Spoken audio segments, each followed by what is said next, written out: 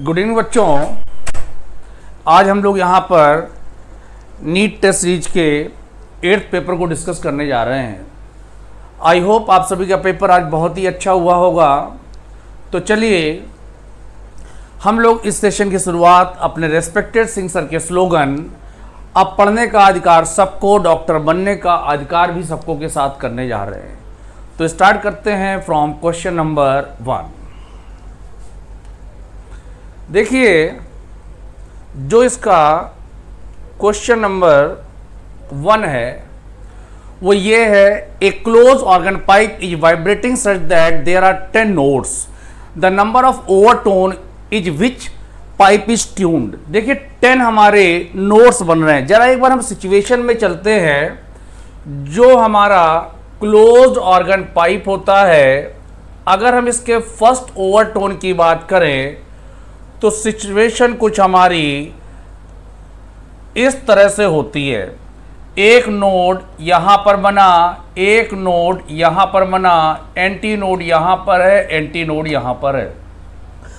अगर हम first overtone की बात करें तो यहां पर बेटा 2 नोड्स बन रहे हैं। तो देखिए क्वेश्चन क्या है कि pipe is vibrating such that there are 10 notes, 10 node बन रहे हैं। इसका मतलब ये ओवरटोन को बताना है तो आपकी वो बेटा 9 ओवरटोन होगी। जब 2 नोट्स बनते हैं तो फर्स्ट ओवरटोन, 3 बनते हैं तो सेकंड ओवरटोन, तो 10 हमारे नोट्स बन रहे हैं तो हमारी 9th ओवरटोन होगी। सो इसका जो करेक्ट ऑप्शन है बेटा वो होगा ऑप्शन नंबर 2। आप सभी लोगों ने इसको सही किया होगा। मूव करते हैं अगले क्वेश्चन की तरफ। क्वेश्चन नंबर 2 देखिए, क्वेश्चन नंबर 2 ये है, the radius of gyration of a uniform rod of length L and mass M about an axis passing through its center and perpendicular to its length। देखिए जैसे हमारे पास ये एक रॉड है, ये एक रॉड है।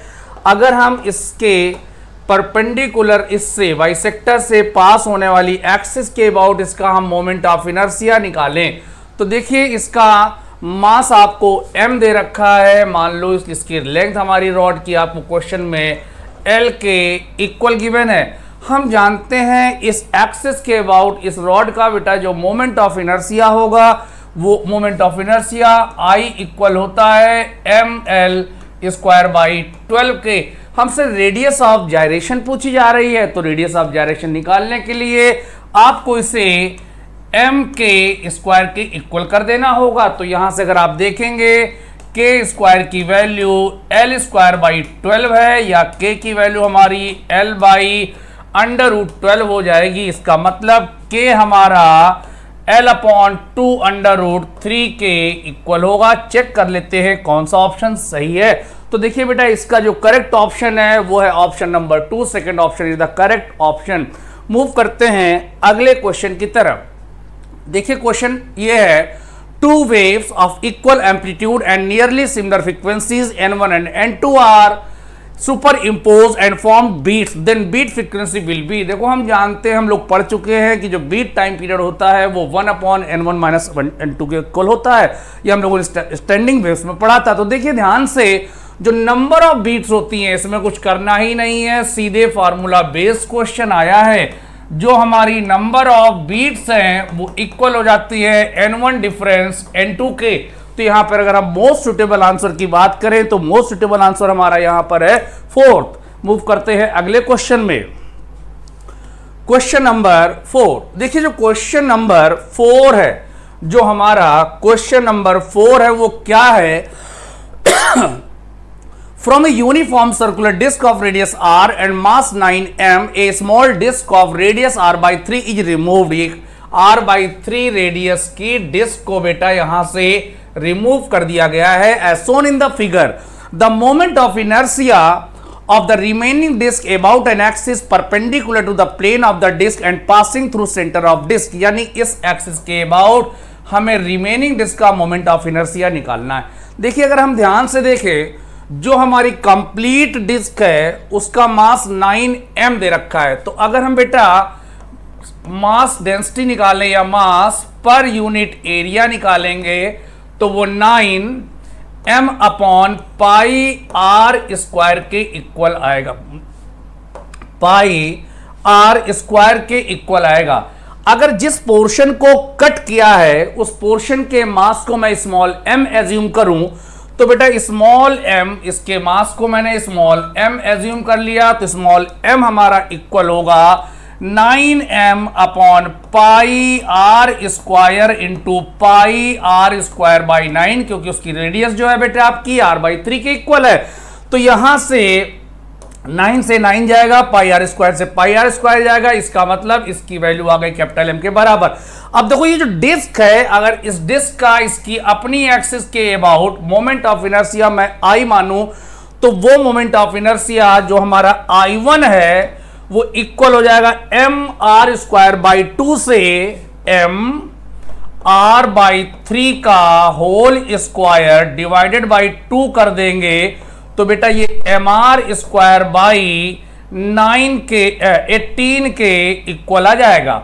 अब देखिए इस पोर्शन को आपने कट किया है, अगर इस एक्सिस के अबाउट इस पोर्शन के मोमेंट ऑफ इनर्शिया को मैं IC से लिखूं, जिस पोर्शन को हमने कट करके हटाया है अगर मैं उसको बेटा IC से लिखूंगा, तो अब हमें पैरेलल एक्सिस थ्योरम का इस्तेमाल करना होगा। तो देखिए आपने जो मोमेंट ऑफ इनर्शिया निकाला है वो है mr स्क्वायर बाई 18 प्लस का, देखिए ध्यान से, इसका मास है m और जो इसकी परपेंडिकुलर डिस्टेंस है वो है 2r/3, तो इसको करेंगे जब सॉल्व तो ये हो जाएगा बेटा 4r स्क्वायर बाई 9। यहां पर आप 18 एलसीएम ले लेंगे तो ये हो जाएगा mr स्क्वायर प्लस का, यहां पर हो जाएगा 8mr स्क्वायर, राइट। तो ये बेटा तुम्हारा सिंपली 9mr स्क्वायर बाई 18 है, यानी कि इसकी वैल्यू आ गई तुम्हारी mr स्क्वायर बाई 2। तो जिस पोर्शन को आपने कट करके हटाया है उसका moment of inertia mr square by 2 के इक्वल है। तो देखिए ध्यान से, अगर हमें I रिमेनिंग निकालना है तो I रिमेनिंग हमारा I total minus I cut के इक्वल होगा। अगर I टोटल आप निकालेंगे तो वो आपका 9mr स्क्वायर बाई 2 हो जाएगा, I कट है आपका mr स्क्वायर बाई 2। सिंप्लीफाई करेंगे इसको तो ये हो जाएगा बेटा 8mr स्क्वायर बाई 2, यानी कि इसकी वैल्यू आ गई 4mr स्क्वायर। थोड़ा सा कैलकुलेशन था बट क्वेश्चन टफ नहीं था। तो अगर हम देखें तो फोर्थ का करेक्ट ऑप्शन अपना आ रहा है first option is the correct option, right. Move करते हैं बेटा अगले क्वेश्चन की तरफ। Question number 5.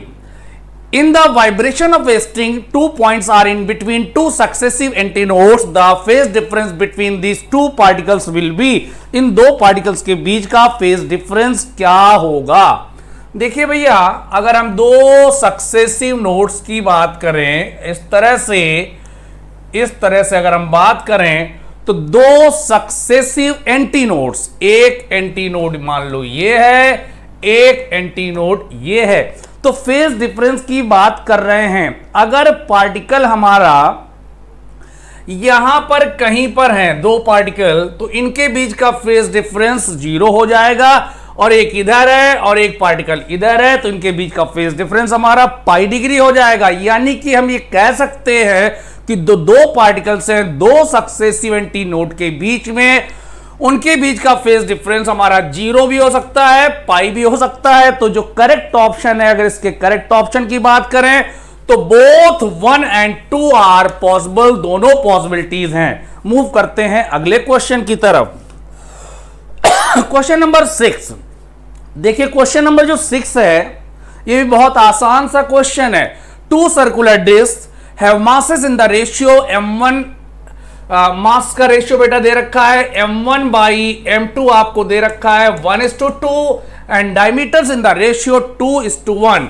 तो जो डायमीटर्स का रेशियो है d1/d2, वही हमारा रेडियस का रेशियो होगा r1/r2, वो वैल्यू है 2:1।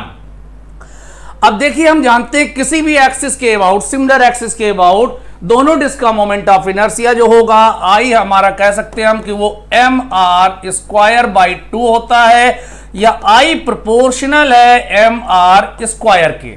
तो हमें इनका रेशियो बताना है। तो बेटा अगर आप ध्यान से देखेंगे I1/I2 की वैल्यू m1 अपॉन m2 और r1 अपॉन r2 का होल स्क्वायर हो जाएगा। m1 बाई m2 दे रखा 1/2, तो ये 1/2 हो जाएगा, ये है 2 का स्क्वायर। सॉल्व करेंगे तो इसकी वैल्यू आ रही है 2। सो करेक्ट ऑप्शन की बात करें 6 का करेक्ट ऑप्शन हो गया option number 2 second. Question number 7, a string is clamped at both the ends and it is vibrating in its fourth harmonic. The equation of the stationary wave is, इतना दे रखा है बेटा equation of stationary wave. Okay, the length of the string is, देखो fourth harmonic की बात कर रहे हैं। फोर्थ हार्मोनिक का मतलब हुआ सिचुएशन कुछ बेटा इस तरह से है, सिचुएशन तुम्हारी इस तरह से है। फोर्थ हार्मोनिक की बात कर रहे हैं, सिचुएशन कुछ इस तरह से है, यानी कि ये डिस्टेंस λ/2, λ/2, λ/2 एंड λ/2, ये डिस्टेंसेस आपकी सारी की सारी λ/2 के इक्वल है। यानी कि हम ये कह सकते हैं कि जो हमारी स्ट्रिंग की लेंथ है L वो 4 टाइम्स λ/2 के इक्वल है, या L हमारी 2 लैम्डा के इक्वल है। तो सबसे पहले हमें यहां पर लैम्डा निकालना होगा। तो जो हमारी गिवन इक्वेशन है इसको कंपेयर करते हैं, y = a sin kx, के है आपका 0.157, इसको कंपेयर कर देते हैं y = a sin kx cos omega t के साथ। तो k की वैल्यू आ गई 0.157। हम जानते हैं k हमारा 2 पाई बाई लैम्डा के इक्वल होता है, यानी कि लैम्डा की वैल्यू हमारी 2 पाई बाई के इक्वल आ जाएगी। सिंप्लीफाई कर लेते हैं, 2 इंटू पाई की वैल्यू 3.14 हो जाएगी, के की वैल्यू 0.157 है। इसको हटा देंगे, इसको हटा देंगे तो एक 0 एक्स्ट्रा आ जाएगा, इससे कैंसिल करेंगे तो 2 आ जाएगा। यानी लैम्डा की जो वैल्यू आ रही है आपकी वो आ रही है 40 मीटर। तो अगर स्ट्रिंग की लेंथ निकालनी है तो इसका मतलब जो हमारी स्ट्रिंग की लेंथ है, स्ट्रिंग की जो लंबाई है वो L = 2 लैम्डा से 2 इंटू 40 = 80 मीटर के इक्वल आ जाएगी। सो करेक्ट ऑप्शन की बात करें अगर इस क्वेश्चन के, तो इसका करेक्ट ऑप्शन आ रहा है अपना second option is the correct option. सभी बच्चों ने इसको भी सही किया होगा। चलिए आगे बढ़ते हैं क्वेश्चन नंबर 8 की तरफ। 2 rings of same radius and mass are, radius r है, mass M place such that their centres are at common point, their planes are perpendicular to each other. Okay, situation बेटा कुछ इस तरह से है, एक डिस्क ऐसे होगी तो दूसरी डिस्क आपकी इस तरह से है, ये है सिचुएशन। ठीक है, सब दोनों की रेडियस हमारी r है, दोनों की ही रेडियस r है और दोनों के ही मासेस हमारे m के इक्वल गिवन है। कह रहे हैं the moment of inertia of an axis passing about centre perpendicular to with one and same in plane with other. ठीक है, तो कोई भी एक एक्सिस मान लेते हैं, सपोज हमारी जो एक्सिस है जिसके अबाउट मोमेंट ऑफ इनर्शिया निकालना है वो ये एक्सिस है जो एक रिंग के प्लेन में है और दूसरी रिंग के प्लेन के परपेंडिकुलर है। इसके अबाउट आपको मोमेंट ऑफ इनर्शिया निकालना है। तो देखो भैया, अगर हम इस वाली रिंग की बात करें तो इसकी वजह से मोमेंट ऑफ इनर्शिया mr² हो जाएगा, और अगर सेकेंड रिंग की बात करें तो उसकी वजह से जो मोमेंट ऑफ इनर्शिया है बेटा वो mr²/2 हो जाएगा by using perpendicular axis theorem. तो अगर आई टोटल की बात करें तो वो 3/2 mr² के इक्वल हो जाएगा। Correct option is option number 3। Move करते हैं 9th क्वेश्चन की तरफ। Angular momentum of the particle rotating with a central force is constant due to, angular momentum किसकी वजह से कांस्टेंट होता है? देखिए भैया, एंगुलर मोमेंटम हम जानते हैं कि L इक्वल होता है I ओमेगा के, dl/dt इक्वल हो जाएगा I d omega upon dt के। सो dl/dt इक्वल हो जाएगा बेटा I टाइम्स अल्फा के, यानी ये dl/dt हमारा I अल्फा होता है क्या? टॉर्क। तो अगर टॉर्क 0 होगी, इफ एक्सटर्नल टॉर्क 0 तो डीएल हमारा 0 के इक्वल आ जाएगा। चाहे तो आप यहां पर इस तरह से वेक्टर का साइन भी लगा दीजिए तो और ज्यादा सही हो जाएगा। टॉर्क 0 हो जाए तो डीएल 0 हो जाएगा, यानी एल वेक्टर बराबर एल फाइनल वेक्टर बराबर हो जाएगा एल इनिशियल वेक्टर के। तो अगर 0 टॉर्क है तो हमारा एंगुलर मोमेंटम कंजर्व रहेगा। Second option is the correct option. Move करते हैं अगले क्वेश्चन की तरफ। Question number 10, what is the torque of the force acting at the point इतना, ठीक है, अबाउट द एन ओरिजिन। ठीक है भैया, देखो ध्यान से, टॉर्क हमारा R vector cross F vector के इक्वल होता है। तो सिंपली हमें क्रॉस प्रोडक्ट लेना है। तो सबसे पहले हम आई कैप, जे कैप और के कैप लिख देंगे। आर है बेटा 3, 2, 3, एफ के 2, -3, 4। सिंप्लीफाई करेंगे इसको। तो जब सिंप्लीफाई करेंगे सबसे पहले आई कैप इसको कवर कर लेंगे। 2 4 जा 8, 3 3 जा 9, 9 और 8 हो जाएगा 17, प्लस का 17 बचेगा यहां पर, प्लस माइनस का जे कैप कर देंगे, इसको कवर कर लेंगे। 4 3 जा 12, -2 3 जा 6, तो यानी यहां पे बचेगा 6। इसके बाद इसको कवर कर लेंगे, प्लस का के कैप लिख देंगे, माइनस का 9, माइनस का 4, तो माइनस का 13। सिंप्लीफाई करेंगे 17 आई कैप -6 जे कैप माइनस का 13 के कैप आएगा। देख लेते हैं कौन सा ऑप्शन सही है। तो इसका जो करेक्ट ऑप्शन है वो है option number 4। Question number 11, question number जो 11 है वो कह रहा है ए कपल प्रोड्यूसेस, कपल की वजह से टॉर्क आता है। बेटा कपल हमारा हमेशा प्योरली रोटेशन मोशन प्रोवाइड करता है। तो इसका जो करेक्ट ऑप्शन होगा वो होगा 4। Which of the following points is the likely position of the centre of mass of the system shown in figure. देखो भैया ऊपर तो हॉलो है, नीचे सैंड भरा है। मास का डिस्ट्रीब्यूशन देखें, देखिए जहां पर सेंटर ऑफ मास हमारा हमेशा हैवियर बॉडी की तरफ होता है। तो अगर देखें यहां पे तो नहीं होगा क्योंकि इसका सेंटर ऑफ मास बॉडी के अंदर ही लाई करेगा। तो डी पर भी नहीं होगा क्योंकि इधर मास का डिस्ट्रीब्यूशन तुम्हारा कम हो रहा है। अगर हम देखें ये जो सी पॉइंट है, सी पॉइंट पर सेंटर ऑफ मास होना चाहिए क्योंकि उसके अबाउट मास का डिस्ट्रीब्यूशन हमारा मतलब मासेस ज्यादा है। ठीक है, तो करेक्ट ऑप्शन जो आएगा बेटा आपका 12 का वो होगा सी पॉइंट। इसको फिगर देख के बताना है, बाकी इसमें कोई ऐसा फॉर्मूला या कोई कॉन्सेप्ट नहीं है, फिगर से ही क्लियर हो जाएगा कि सेंटर ऑफ मास हमेशा हैवियर बॉडी की तरफ होता है। अब देखिए the frequencies of the first overtones of a close end an open organ pipe are equal, the lengths of the pipes are in the ratio. देखो भैया फर्स्ट ओवरटोन्स की बात कर रहे हैं, तो हम जानते हैं क्लोज ऑर्गन पाइप का जो फर्स्ट ओवरटोन होता है वो 3v/4 L1 हो जाएगा, और जो ओपन ऑर्गन पाइप का फर्स्ट ओवरटोन होता है वो 2v/2 L2 हो जाएगा। तो देखिए यहां से अगर हम सिंप्लीफाई करें, 2 से 2 कैंसिल, v से v कैंसिल, तो L1/L2 की वैल्यू आपकी 3/4 के इक्वल आ जाएगी। करेक्ट ऑप्शन इज थर्ड, सभी ने सही किया होगा। Next question, question number 14, A thin circular ring of mass capital M and radius R is rotated about its central axis with angular velocity omega. 2 point objects each of mass M are attached gently to the opposite ends of diameter.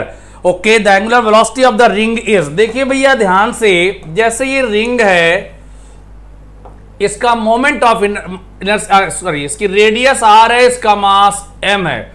हमने क्या किया है, gently यहां पर दो masses diametrically opposite point पर ऐसे रख दिए हैं, दो मासेस रख दिए हैं इस तरह से जिनकी वैल्यू हमारी M और M के इक्वल है। तो पूछा गया है कि जो पहले ये घूम रहा था बेटा ओमेगा से, अब पूछा गया है ओमेगा डैश क्या हो जाएगा। जब हमने इन दो मासेस को जेंटली रखा है यानी सिस्टम पर कोई एक्सटर्नल टॉर्क एक्ट नहीं कर रहा है, तो जब एक्सटर्नल टॉर्क एक्ट नहीं करता है तो हम लोग जानते हैं एंगुलर मोमेंटम कंजर्व रहता है। तो अगर हम L initial equal to L final कर दे तो देखिए initial angular momentum I omega होगा, I होगा रिंग का, यानी M R square into omega हो जाएगा। फाइनल एंगुलर मोमेंटम की बात करें तो वहां पर रिंग भी है, यानी M R square omega dash हो जाएगा। वेलोसिटी को ओमेगा डैश मान लिया है। दोनों मासेस एक्सिस ऑफ रोटेशन से सेम डिस्टेंस r पर है, तो इसको प्लस का 2m into R square omega dash लिख देंगे। आर स्क्वायर कैंसिल हो जाएगा, तो अगर हम ओमेगा डैश की बात करेंगे तो m omega upon capital M plus twice of small m के इक्वल आ जाएगा। सो करेक्ट ऑप्शन अगर आप देखेंगे यहां से तो करेक्ट ऑप्शन 14 का आ रहा है आपका। Third option is the correct option. Next question, question number 15। A particle fixed with a string of 0.5 meter length makes 2 revolutions per second. If the length of the string is reduces to 0.25 meter, then the particle will make again बेटा यहां पर अगर आप ध्यान से देखें तो conservation of angular momentum से कुछ नहीं करना है, आपको सिंपली फॉर्मूले में वैल्यू को पुट कर देना है। जल्दी से देखो भैया, जल्दी से सॉल्व करके बता दीजिए। I1 ओमेगा 1 बराबर I2 ओमेगा 2, ठीक है। I1 हो जाएगा m into R1 square omega 1 is equal to m into R2 square omega 2। m से m कैंसिल हो जाएगा, ओमेगा 2 की वैल्यू R1 बाई R2 का होल स्क्वायर इंटू ओमेगा 1 आ जाएगा। देखिए R1 था 0.5 और R2 है 0.25, 0.5 अपॉन 0.25 का स्क्वायर इंटू ओमेगा 1 है 2। तो देखिए भैया क्या आ रहा है सॉल्व करने पर, इससे हटे या तो यहां पे 2 आ जाएगा, 2 का स्क्वायर 4 इंटू 2 कर देंगे तो 8 रिवॉल्यूशन पर सेकेंड इसका आंसर आएगा। करेक्ट ऑप्शन है ऑप्शन नंबर 4। मूव करते हैं अगले क्वेश्चन की तरफ, question number 16। A particle performs uniform circular motion with N angular momentum L if the frequency of motion is doubled and its kinetic energy is halved, the angular momentum becomes okay। देखो भैया kinetic energy हमारी half I omega square के equal होती है। इसको हम लोग लिख सकते हैं K is equal to half I omega into omega लिख सकते हैं, ठीक है। तो देखिए ध्यान से K हमारा हो जाएगा 1/2 I ओमेगा को L, ओमेगा को 2n पाई लिख सकते हैं। तो देखिए ध्यान से अगर हम लोग यहां पे देखें L हमारा प्रोपोर्शनल हो जाएगा K बाई n के। तो जल्दी से सॉल्व कर देते हैं। अगर हमें नया एंगुलर मोमेंटम बताना है तो देखिए ध्यान से जो L2 अपॉन L1 है वो बराबर हो जाएगा K2 अपॉन K1 के इंटू N1 अपॉन N2 के। जरा वैल्यू हम लोग यहां पे पुट कर देते हैं कि काइनेटिक एनर्जी को हाफ किया जा रहा है, यानी ये हमारा 1/2 हो जाएगा और फ्रीक्वेंसी को डबल किया जा रहा है तो ये भी 1/2 हो जाएगा, यानी L2 हमारा L1/4 हो जाएगा, यानी कि L2 हमारा L/4 हो जाना चाहिए। तो देखिए 16 का जो करेक्ट ऑप्शन आ रहा है वो है ऑप्शन नंबर 4। सभी ने सही किया होगा, 16 का करेक्ट ऑप्शन है ऑप्शन नंबर 4। मूव करते हैं अगले क्वेश्चन की तरफ, क्वेश्चन नंबर 17। देखिए क्वेश्चन नंबर 17 है, a rope of negligible mass is wound around a hollow cylinder of mass 3 kilogram and radius 40 centimeter. What is the angular acceleration of the cylinder if the rope is pulled with a force of 30 Newton? मान लो बेटा इस तरह से ये एक आपका hollow cylinder है जो यहां पे कहीं ऐसे रखा हुआ है, इस पर आपने एक रोप लगा लपेटी हुई है जिस पर आपने इस तरह से एक फोर्स अप्लाई किया हुआ है, F is equal to 30 newton. इसका मास है 3 kg और रेडियस है 0.4 मीटर। तो पूछा गया है what is the linear acceleration of the rope, okay, and angular acceleration भी पूछा गया है। तो देखो भैया हम लोग जानते हैं कि टॉर्क हमारा आई अल्फा के इक्वल होता है।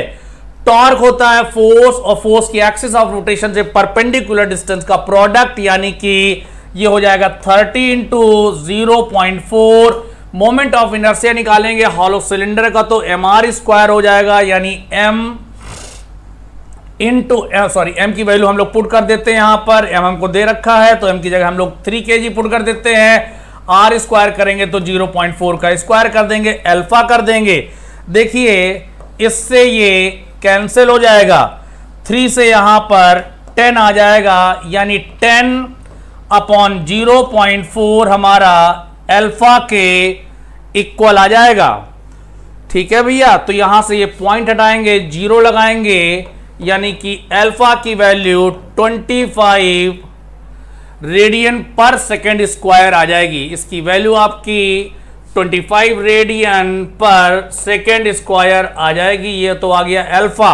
अब आपको निकालना है कि ए कितना होगा। तो हम लोग जानते हैं कि ए हमारा आर अल्फा के इक्वल होता है, आर दे रखा है 0.5, मल्टीप्लाई कर देंगे 25 का तो ये हो जाएगा 10 मीटर पर सेकेंड स्क्वायर। तो करेक्ट ऑप्शन है 17 का थर्ड, सभी बच्चों ने सही किया होगा। क्वेश्चन नंबर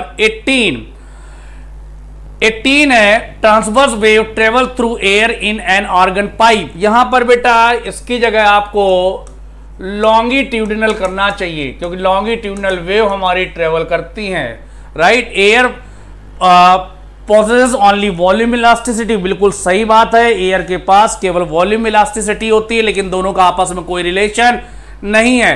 तो हम कह सकते हैं both assertion and reason are true but reason is not the correct explanation of assertion. So correct option हो गया इसका सेकेंड ऑप्शन। मूव करते हैं अगले क्वेश्चन की तरफ। Question number 19। क्वेश्चन नंबर 19 है, a wheel having moment of inertia, I की वैल्यू आपको गिवन है बेटा 2 kg metre square about its vertical axis, rotates at the rate of omega दे रखा है 60 रिवॉल्यूशन पर मिनट, या इसी को हम लोग 60 इंटू 2 पाई बाई 60 रेडियन पर सेकेंड कह देंगे, यानी 2 पाई रेडियन पर सेकेंड बेटा इसका आपको दे रखा है omega. The torque which can stop the wheel rotation in 1 minute, कितना टॉर्क होगा। तो एक काम करते हैं भैया, सबसे पहले अल्फा निकाल लेते हैं। ओमेगा हमारा इक्वल हो जाएगा omega naught minus alpha T के, क्योंकि इसको रोकना है। तो बेटा यहां से अगर हम अल्फा निकालेंगे तो ओमेगा नॉट बाई टी हो जाएगा। ओमेगा नॉट की वैल्यू 2 पाई है, 1 मिनट में रोकना है तो यानी टाइम हो गया 60 सेकेंड, तो इसकी वैल्यू आ गई पाई बाई 30 रेडियन पर सेकेंड स्क्वायर। ये हमारा आ गया ओमेगा। अब देखिए कह रहे हैं टॉर्क, तो हम जानते हैं कि टॉर्क हमारा आई अल्फा होता है, आई दे रखा है 2, अल्फा है पाई बाई 30, यानी पाई आई है हमारा 2 और अल्फा है पाई बाई 30, यानी इसकी value pi by 15 newton metre आ जाएगी। चेक करते हैं क्या कोई ऑप्शन है। यस, थर्ड ऑप्शन है, तो थर्ड ऑप्शन ही आपका करेक्ट ऑप्शन होगा। मूव करते हैं अगले क्वेश्चन में। Question number 20, Which of the following statements are correct? Center of mass of a body always coincides with the center of gravity of the body। ये बात बिल्कुल सही नहीं है, ये बात बिल्कुल सही नहीं है बेटा। ठीक है, देखते हैं कौन सा ऑप्शन सही है। Centre of mass of a body is the point eight which the total gravitational torque on the body is zero. ये बात तो सही है। सी की बात करते हैं, a couple on a body produce both translation and rotation. नहीं, कपल की वजह से केवल रोटेशन होगा। Mechanical advantage greater than one means that small effort can be used to lift a large load. तो ये तो हम लोग जानते हैं कि जो हमारा मैकेनिकल एडवांटेज होता है वो W/F होता है। ये बात तो बिल्कुल बेटा आपकी सही है, लोड अपॉन एफर्ट होता है। आपका जो मैकेनिकल एडवांटेज होता है वो बराबर होता है लोड अपॉन किसके, एफर्ट के। तो यानी कि mechanical advantage greater than one, अगर ग्रेटर देन वन है इसका मतलब स्मॉल एफर्ट होगी और लार्ज वेट को उठा देंगे तभी। तो ये बात भी बिल्कुल बेटा सही है। सो करेक्ट ऑप्शन अपना आया है, सॉरी ये वाला ऑप्शन रॉन्ग था, इसको ये करेक्ट नहीं था बेटा, ये तो रॉन्ग था ना, क्योंकि ये हमारा केवल प्रोड्यूस करता है रोटेशनल मोशन। तो ये रॉन्ग था। करेक्ट ऑप्शन है अपना बी और डी। तो बी और डी का मतलब है fourth option is the correct option. Fourth option correct है। मूव करते हैं अगले क्वेश्चन की तरफ। क्वेश्चन नंबर 21 देखिए, क्वेश्चन नंबर 21 है, centre of mass of a body lies at. Centre of mass body का बेटा कहीं पर भी हो सकता है, एनीवेयर कहीं पर भी सेंटर ऑफ मास होता है। जरूरी नहीं कि बॉडी के अंदर हो, कुछ ऐसा जरूरी नहीं होता है, anywhere. Question number 22, energy is not carried by, सभी लोग पढ़ चुके हैं, थ्योरेटिकल क्वेश्चन है कि energy is not carried by stationery wave. Stationary wave हमारी एनर्जी कैरी नहीं करती है। मूव करते हैं अगले क्वेश्चन की तरफ। Question number 23, A particle of mass m is moving in a circle of radius r. The centripetal acceleration AC of the particle varies with the time according to the relation AC is equal to KT square, where K is a positive constant and T is the time, the magnitude of the time, rate of change of angular momentum. Okay, angular momentum का rate of change बताना है बेटा, क्या होगा जल्दी से कर दीजिए इसको। देखिए सेंट्रीपिटल एक्सलेशन AC दे रखा है भैया। तो जो सेंट्रीपिटल एक्सलेशन होता है तुम्हारा, जिसको हमने KT स्क्वायर लिखा है, KT स्क्वायर, ये हमारा इक्वल होगा V स्क्वायर बाई R के। सेंट्रीपिटल एक्सलेशन हमारा V स्क्वायर बाई R के इक्वल होता है। अब देखिए ध्यान से, हमें निकालना है angular momentum particle about the centre of the circle is. Angular momentum निकालना है, एंगुलर मोमेंटम निकालना है L। तो L हमारा mv/r के इक्वल होता है। ठीक है भैया। T क्या है, टाइम है। L हमारा mv/r के इक्वल होता है। तो आपको रेट निकालना है। काम कर देते हैं, यहां पर हम m स्क्वायर से मल्टीप्लाई कर देते हैं, यहां पर भी ये m स्क्वायर हो जाएगा।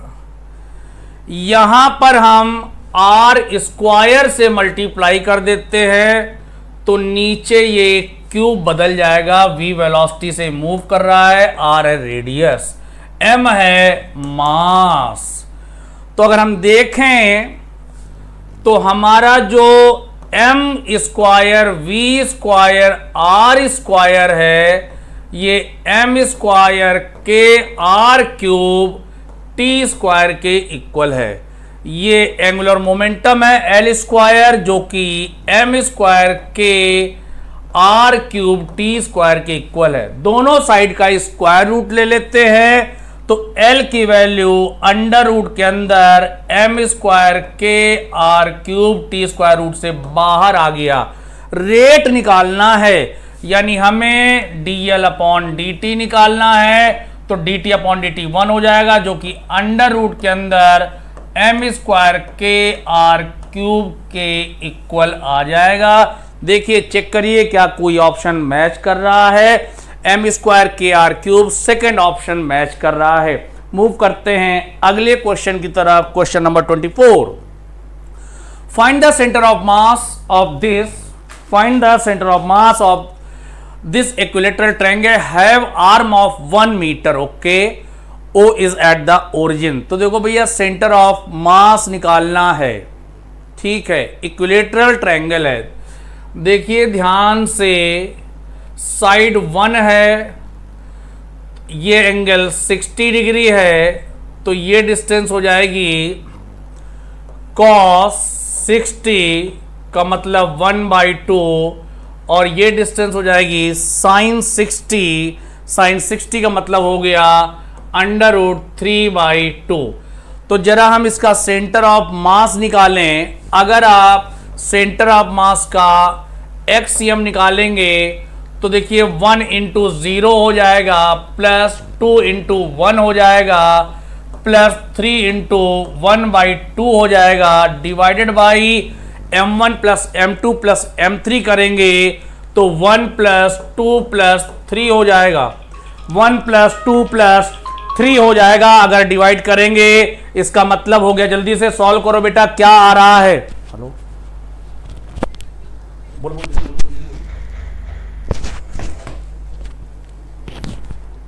तो यहां से इसको सॉल्व करेंगे तो 2 यानी ये 3.5 हो जाएगा, डिवाइडेड बाई 6 आ जाएगा।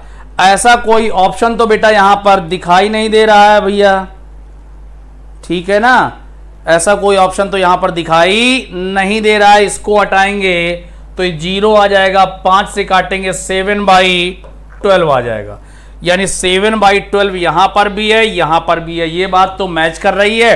अब हम YCM निकालते हैं। देखिए जो हमारा YCM है वो 1 × 0 + 2 × 0 + 3 × √3/2 डिवाइडेड बाई 6 हो जाएगा, यानी कि ये 3√3 डिवाइडेड बाई 12 हो जाएगा, तो अंडर रूट के अंदर 3/4 आ जाएगा। तो यहां पर अगर आप देखें तो √3/4 कोई ऑप्शन दिखाई नहीं दे रहा है, तो इसका करेक्ट ऑप्शन हो जाएगा आपका नन ऑफ दी। क्या मेरी बात सबको समझ में आ गई? Very good. तो करेक्ट ऑप्शन इसका नन ऑफ दी। मूव करते हैं 25th क्वेश्चन पे। A stage string of 1 metre length fixed at both ends having a mass of इतना under a tension of 20 newton is plucked. Okay, एक string है इस तरह से, लेंथ इसकी है बेटा 1 मीटर, दोनों एंड से फिक्स है। ओके, इसमें जो टेंशन है, टेंशन की वैल्यू है 20 न्यूटन, मास इसका दे रखा है, ये है लेंथ 1 मीटर है, मास इसका दे रखा है आपको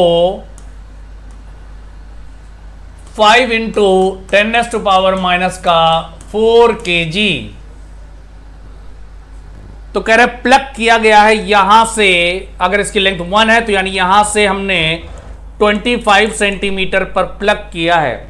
ध्यान से देखिएगा, जिस पॉइंट पर प्लग करेंगे वहां पर हमारा एंटी नोड बनेगा, यानी इसके अगर हम वाइब्रेशन की सिचुएशन देखेंगे तो वो कुछ इस तरह से होगी। यहां पर ये एंटी नोड बनेगा, यानी जो हमारा λ/4 है उसकी वैल्यू है तुम्हारी 0.25 मीटर, यानी लैम्डा की वैल्यू आ गई 1 मीटर के इक्वल। फ्रीक्वेंसी बतानी है, फ्रीक्वेंसी कितनी होगी। देखिए फ्रीक्वेंसी जो है n वो हमारी 1/2L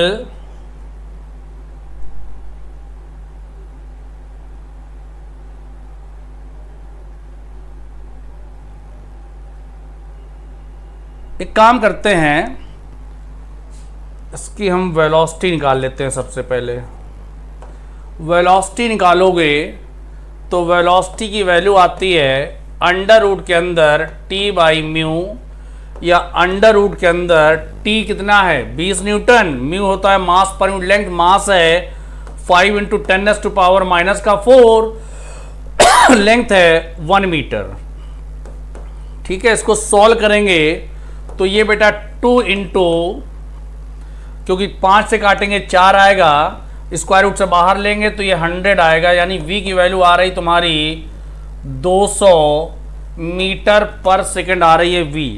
तो v equal to n lambda का जब आप इस्तेमाल करेंगे, तो जब हम v equal to n lambda का इस्तेमाल करेंगे तो n की वैल्यू हमारी v बाई लैम्डा हो जाएगी। v है 200, लैम्डा है 1, यानी इसकी वैल्यू आ जाएगी 200 हर्ट्ज के इक्वल। शायद मेरी बात सभी लोगों को समझ में आ गई होगी, राइट? तो जो इसका करेक्ट ऑप्शन है वो है 200 हर्ट्ज। तो आई थिंक आपको यहां तक के सारे क्वेश्चन अच्छे से क्लियर हो गए होंगे, राइट? तो अब इसके बाद का सेशन डिस्कस करने के लिए आपके साथ वसीम सर आ रहे हैं। थैंक यू वेरी मच बच्चों, थैंक यू वेरी मच। अगले उसके टेस्ट के लिए आप लोग तैयारी करिए। Thank you very much. Hello बच्चों, जय हिंद। न्यू लाइट चैनल पर आप सभी का स्वागत है। स्टार्ट करते हैं क्वेश्चन नंबर 26। क्वेश्चन नंबर 26 में बोला जा रहा है, a 20 centimetre long string having mass of 1 gram is fixed at both the end. The tension in the string is 0.5 newton. The string is set into vibration using external vibrator of frequency 10। तो question में आपको string का question है। यहाँ पर आप देखिए, question में बोला गया है कि एक स्ट्रिंग है और स्ट्रिंग में हमको क्वेश्चन में पूछा गया है find the separation in centimetre between two successive node. तो दो सक्सेसिव नोड के बीच में हमको बताना है क्वेश्चन में कितना डिस्टेंस होगा। तो नोड और नोड के बीच का दूरी अगर आप देखें तो आपको मालूम होगा नोड और नोड के बीच में जो डिस्टेंस होती है वो लैम्डा बाई 2 होती है। इसका मतलब क्वेश्चन में हमको लैम्डा बाई 2 की वैल्यू निकालनी है। लैम्डा बाई 2 निकालने के लिए आपको सबसे पहले तो लैम्डा की वैल्यू निकालनी पड़ेगी। तो लैम्डा की वैल्यू कैसे निकालेंगे? क्वेश्चन में वेवलेंथ, यहाँ पर स्ट्रिंग की लेंथ दे रखा है 20 सेंटीमीटर। 20 सेंटीमीटर दिया है। आपको मालूम है कि अगर हम लोग b बराबर f इंटू लैम्डा देखें तो यहाँ पर वेवलेंथ की वैल्यू b बाई एफ से निकाल सकते हैं। क्वेश्चन में v की वैल्यू, स्ट्रिंग में जो वेलोसिटी होती है, स्ट्रिंग में वेलोसिटी जो होती है वो under root T by mu के बराबर होता है, जहाँ पर म्यू मास पर यूनिट लेंथ को हम लोग कहते हैं। तो वेलोसिटी की जगह under root T by mu लिखेंगे तो ये वैल्यू हमारे पास जो आएगी इसको निकाल के चेक कर लेते हैं। टी की वैल्यू टेंशन मतलब 0.5, म्यू मतलब मास पर यूनिट लेंथ, मास पर यूनिट लेंथ, मास दिया है ग्राम में तो यहाँ पर मास रखेंगे 1, ग्राम को लिखेंगे 10 की पावर -3, तो ये हो गया किलोग्राम। लेंथ यहाँ पर क्वेश्चन में है 20 सेंटीमीटर और 20 सेंटी मास हो गया पर यूनिट लेंथ, लेंथ ऊपर चला जाएगा। 20 सेंटीमीटर को मीटर में बदलने के लिए 0.20 मीटर लिख सकते हैं। सॉल्व करेंगे यहाँ पर तो 0.5 से 0.2 हो जाएगा हमारा 0.01 और 10 की पावर -3, तो ये पूरा वैल्यू आ जाएगा अंडर रूट 100। अंडर रूट 100 को हम लोग लिख सकते हैं 10, यानी हमारे पास वेलोसिटी की वैल्यू 10 आ गई। क्वेश्चन में फ्रीक्वेंसी की वैल्यू दे रखा है, फ्रीक्वेंसी 100 है तो ये वैल्यू हमारे पास आ गई 10 बाई 100, ये वैल्यू आ गई हमारे पास 0.1 मीटर। वेवलेंथ की वैल्यू 0.1 मीटर आ गई, ऑप्शन में सेंटीमीटर में है तो वेवलेंथ को 0.1 मीटर को हम लोग क्या लिख सकते हैं, 0.1 मीटर इक्वल टू 1 मीटर में 100 सेंटीमीटर, तो 0.1 मीटर में हो जाएगा 10 सेंटीमीटर। ये वेवलेंथ की वैल्यू आई। क्वेश्चन में लैम्डा बाई 2 निकालना है, 2 से डिवाइड करेंगे तो आंसर 5 सेंटीमीटर आएगा। तो ऑप्शन नंबर सेकंड करेक्ट हो जाएगा क्वेश्चन नंबर 26 का। क्वेश्चन नंबर 27 पे आते हैं। A tuning fork P of frequency 256 hertz produce 4 beats with another tuning fork Q। यहाँ पर एक ट्यूनिंग फॉर्क जिसको हम लोग P बोल रहे हैं और एक दूसरा ट्यूनिंग फॉर्क है जिसको Q बोल रहे हैं। P का हमें फ्रीक्वेंसी दे रखा है, यानी ये नोन हो गया, ये नोन हमारा नोन इसकी फ्रीक्वेंसी है और जिसकी अननोन है उसकी फ्रीक्वेंसी निकालनी है और वो 4 बीट्स दे रहा है। तो अगर हम P और Q को साउंड कराएंगे तो 4 बीट्स बनना चाहिए। मान लेते हैं Q की फ्रीक्वेंसी हमारी F हो गई, Q की अननोन फ्रीक्वेंसी F ये निकालना है क्वेश्चन में। तो जो हमारी F होगी यानी जो फ्रीक्वेंसी हमको निकालनी है वो नोन फ्रीक्वेंसी में नंबर ऑफ बीट्स ऐड करते हैं या उसमें से वो सब्ट्रैक्ट करते हैं, यानी कि हमारा जो आंसर आएगा 256 + 4 या क्वेश्चन में 256 माइनस 4, इन्हीं दो में से एक आंसर होगा। तो ऑप्शन अगर 256 प्लस 4 करेंगे तो आंसर 260 हर्ट्ज आएगा, या क्वेश्चन में 252 हर्ट्ज आएगा। ठीक है, अब इनमें से चेक करते हैं क्या इन दोनों में से कौन सा ऑप्शन है। 258 नहीं होगा, क्योंकि क्वेश्चन में केवल या तो 260 या 252, ये भी नहीं होगा, ये भी नहीं होगा, एक ही ऑप्शन है, तो इसका मतलब थर्ड सही होगा। चलिए अब थर्ड को चेक करते हैं क्यों सही होगा। चलिए हम ले लेते हैं 260 अगर हमारा आंसर होगा, यानी कि Q का वैल्यू अगर हम लोग 260 मानते हैं, तो इसके लिए आगे की लाइन देखिए, when a small amount of wax is attached to Q। अब इस Q पे स्मॉल वैक्स यहाँ पे लगा दिया। अगर हम लोग यहाँ पर वैक्स लगाते हैं, वैक्स लगाएंगे, तो वैक्स लगाने पे क्या हो जाता है, मास बढ़ जाएगा। वैक्स लगाने पे मास बढ़ जाएगा। मास बढ़ने से frequency inversely proportional to under root T by mu होता है ना, स्ट्रिंग के क्वेश्चन में, या यहाँ पर मास के क्या होता है, इनवर्सली प्रोपोर्शनल। मास बढ़ेगा, अगर कहीं पर क्वेश्चन में वैक्सिंग करेंगे, वैक्स लगाने से मास बढ़ेगा, मास बढ़ने से फ्रीक्वेंसी कम होती है, इनवर्स में होगा, मास बढ़ेगा तो फ्रीक्वेंसी कम होगी। तो जो हमारा Q है उसकी अगर हम लोगों ने फ्रीक्वेंसी 260 लिया, अब इसमें अगर हम लोग वैक्सिंग करेंगे तो इसकी फ्रीक्वेंसी कम कर दो, तो फ्रीक्वेंसी यहां पर क्या करना है, डिक्रीज करना है। फ्रीक्वेंसी डिक्रीज करेंगे तो कितना कर सकते हैं, इसको डिक्रीज करके या तो इसको 259 हो जाए या 258, ऐसा करके कुछ भी घटाते जाओ, डिक्रीज करते जाओ। अब इसको फिर से साउंड कराओ, साउंड कराएंगे तो क्या नंबर, बीट का नंबर 2 मिल सकता है। साउंड फिर से कराओ इसी वाले सोर्स से 256 वाले के साथ। अगर हम लोग 256 वाले को देखें यहां से, तो यहां पर जो बीट्स आएगा वो 3 आएगा। अगर 258 को लेंगे तो बीट्स यहां पर 2 आएगा, तो 2 बीट्स यहां मिल रहा है, इसका मतलब हमारा आंसर 260 वाला सही है। तो एक ही ऑप्शन था, ये आंसर सही हो जाएगा। तो इस कुछ ऐसे क्वेश्चन में जिसमें हमको बीट्स के बारे में निकालना होता है, तो उसमें आंसर को चेक करना पड़ता है। जैसे ही आपको नॉन फ्रीक्वेंसी मालूम हो गई और जो अननोन फ्रीक्वेंसी है उसको देखें, अब उसमें इन दोनों के साथ कितने बीट्स बन रहे हैं उनको देखें। तो अननोन की फ्रीक्वेंसी के लिए आप जो नोन है उसमें पहले उसको ऐड कर दें, यानी बीट्स को जोड़ दें और बीट्स को घटा दें, यही दो आंसर उसमें होगा। तो अगर 256 में 4 ऐड करेंगे तो वो 260, और अगर उसमें 4 माइनस करेंगे तो 252 होगा। तो इन्हीं दो में से एक आंसर होगा, बाकी आंसर काट दो। एक ही ऑप्शन था तो इसलिए ये 260 सही हो गया। चलो इसको चेक करते हैं ये क्यों गलत था। अगर 252 को चेक करें तो इसकी फ्रीक्वेंसी भी वैक्सिंग करने से कम हो जाएगी, तो 252 को कम कर दो, 251 मान लेते हैं, या 252 हो जाएगा, 250 हो जाएगा। कम करके इसकी फ्रीक्वेंसी लिखेंगे। अब इसको साउंड कराओ कितने से, 256 के साथ। 256 के साथ कराएंगे तो इनका बीट्स कितना आएगा, 51 है, ये 56 है, तो 5 बीट्स बन रहा है।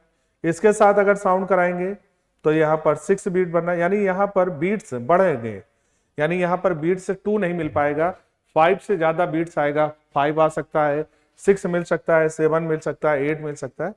तो इसका मतलब ये वाला आंसर गलत हो गया, तो आंसर इसका 260 होगा। अगला क्वेश्चन है, for interference of 2 wave. Interference के लिए 2 वेव में क्या चेक देखना है, frequency must be 0, frequency must be equal, both 1 and 2, none of this. तो इंटरफ्रेंस होने के लिए फ्रीक्वेंसी जो होती है वो क्या होनी चाहिए, सेम होनी चाहिए। तो फ्रीक्वेंसी सेम होना चाहिए। एम्पलीट्यूड जो होता है वो सेम भी हो सकता है या सेम नहीं। अगर क्वेश्चन में एम्पलीट्यूड पूछा जाता तो इंटरफ्रेंस के लिए एम्पलीट्यूड सेम हो भी सकता है, मे और मे नॉट बी इक्वल, वो कर सकते थे। तो इंटरफ्रेंस के लिए फ्रीक्वेंसी इक्वल होनी चाहिए, एम्पलीट्यूड इक्वल हो सकता है, नहीं भी हो सकता है। तो यहाँ पर अगर एम्पलीट्यूड होता तो आंसर दोनों हो सकता था, मे और मे नॉट बी इक्वल। लेकिन यहाँ पर फ्रीक्वेंसी के बारे में पूछा है तो फ्रीक्वेंसी इक्वल होनी चाहिए, सेम डायरेक्शन होना चाहिए, सेम वेलोसिटी से चलना चाहिए, ठीक है ना। तो अगर किसी पॉइंट पे सुपर इम्पोज होंगे तो वो वहां पर इंटरफेरेंस का फिनोमेना होगा।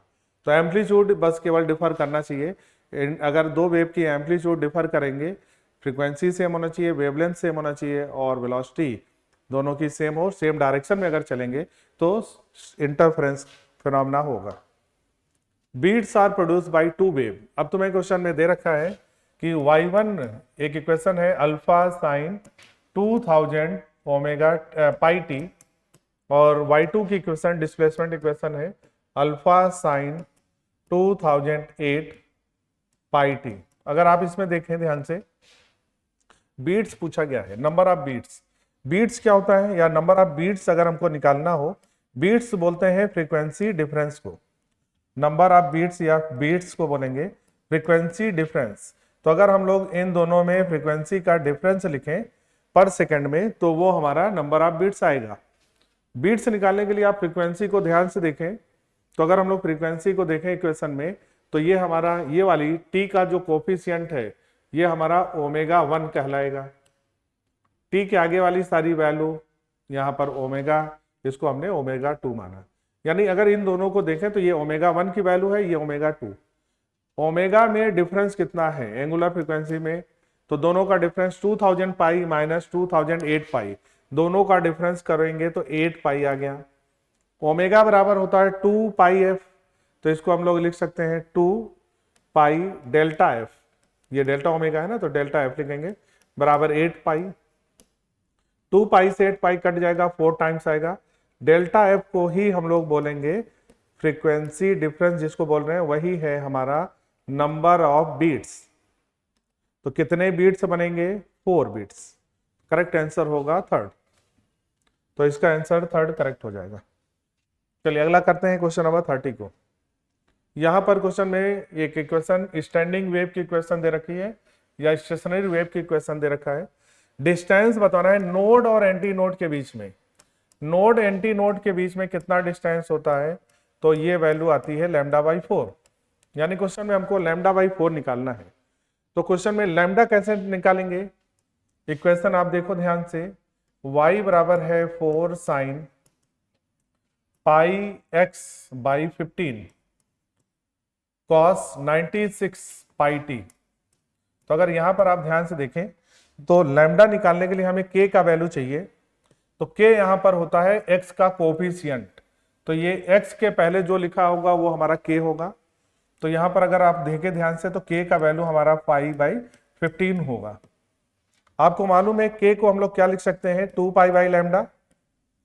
प्रोपोगेशन कांस्टेंट बोलते हैं k को, और प्रोपोगेशन कांस्टेंट की वैल्यू 2 पाई बाई लैम्डा होता है।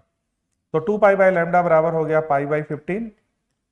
पाई से पाई कैंसिल हो जाएगा, लैम्डा की वैल्यू हमारी आ जाएगी 30, है ना। लैम्डा की वैल्यू हमारी कितनी आ गई, 30। हमें आंसर में निकालना है λ/4, तो λ/4 की वैल्यू आएगी 30/4। तो 30/4 करेंगे तो ये आ जाएगा 7.5। राइट आंसर हो जाएगा 1।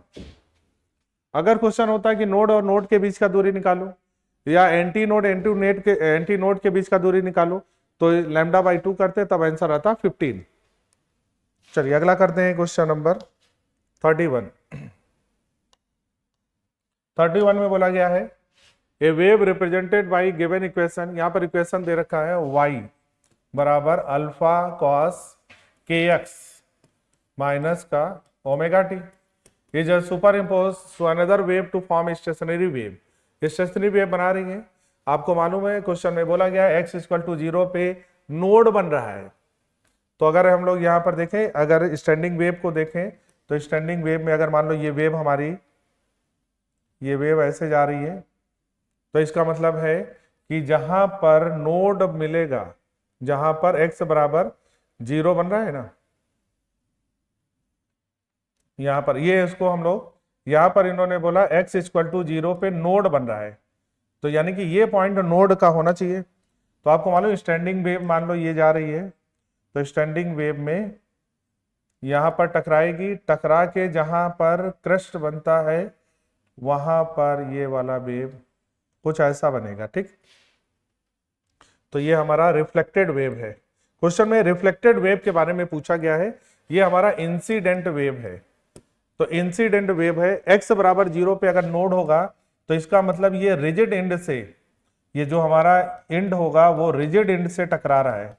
वेव हमारी रिजिड एंड से टकरा रही है अगर वहां पर x = नोड है। अगर x = 0 पे एंटी नोड होगा तो ये फ्री एंड से टकराएगा। तो अच्छा, वेव जाने वाली जो वेव होगी टकरा के जब लौटती है तो उसका डायरेक्शन बदल जाएगा। डायरेक्शन मतलब बदल गया तो मतलब यहाँ जो माइनस है वो प्लस में बदल जाएगा, तो यहाँ पर जो साइन माइनस है वो प्लस में रिफ्लेक्टेड में आ जाएगा। दूसरा, अगर ये रिजिड इंड से टकराएगा, यानी नोड बन रहा है तो रिजिड इंड से टकराएगा, तो इसका मतलब इसमें रिफ्लेक्टेड वेव जो है उसमें पाई का फेज डिफरेंस आ जाएगा। तो रिफ्लेक्टेड वेव अगर हम लोग लिखना चाहें तो रिफ्लेक्टेड वेव में तो पहले इंसिडेंट जो वेव दिया उसका डायरेक्शन रिवर्स कर देंगे। तो ये अगर प्लस एक्स में जा रहा है तो अब इसका डायरेक्शन माइनस एक्स हो जाएगा, मतलब यहां पर साइन प्लस कर देंगे। प्लस साइन करेंगे तो साइन हमारा ऐसा बनेगा, अल्फा कास के एक्स साइन हो गया प्लस ओमेगा टी प्लस पाई, कितने का फेज डिफरेंस, पाई 180 का फेज डिफरेंस आ जाएगा। तो अगर इस पाई को यहां से हटा दें, पाई को हटाएंगे तो आगे साइन माइनस लगाना पड़ेगा, तो माइनस अल्फा कॉस के एक्स प्लस ओमेगा टी। तो पाई हटा दो तो आगे साइन नेगेटिव लगाना पड़ेगा, अगर नेगेटिव हटाना है तो यहाँ पर आगे पाई लगाना पड़ेगा। तो आंसर हमारा नेगेटिव वाला सही होगा। चेक करते हैं कौन से ऑप्शन में दिया है। तो के एक्स प्लस ओमेगा टी वाला आंसर सही होगा, तो ये गलत, ये गलत। दो ही ऑप्शन में है जिसमें प्लस में दिया है, डायरेक्शन बदल गई। डायरेक्शन के साथ साथ पाई का फेज डिफरेंस आएगा, आंसर सेकंड होगा। अगर यहां पर x equal to antinode बोलता, x equal to antinode बोलता तो आंसर हमारा पहला सही हो जाता। नहीं, तब हमारा आंसर जो होता रिफ्लेक्टेड होता, लेकिन वहां पर साइन जो है निगेटिव नहीं होता, प्लस का साइन आता। तो इसका मतलब है कि आपको ध्यान ये रखना है कि जब भी क्वेश्चन में रिफ्लेक्ट होगा तो वहां पर क्या बन रहा है इस पे ध्यान देना है। अगर जहां से रिफ्लेक्ट हो रहा वहां पर नोड बनेगा तो हमारी इंसिडेंट वेव की इक्वेशन में डायरेक्शन बदल देंगे, प्लस पाई का फेज डिफरेंस उसमें ऐड करेंगे। अगर यहाँ पर एंटी नोड बनता तो केवल डायरेक्शन बदल देते, फेज में कोई चेंज नहीं आता। तो आंसर सेकंड इसका करेक्ट होगा। क्वेश्चन नंबर 32, द डिस्प्लेसमेंट यहां पर दे रखा है क्वेश्चन में और एक इक्वेशन दे रखी है। इक्वेशन है x equal to 4 cos pi T plus sine pi T.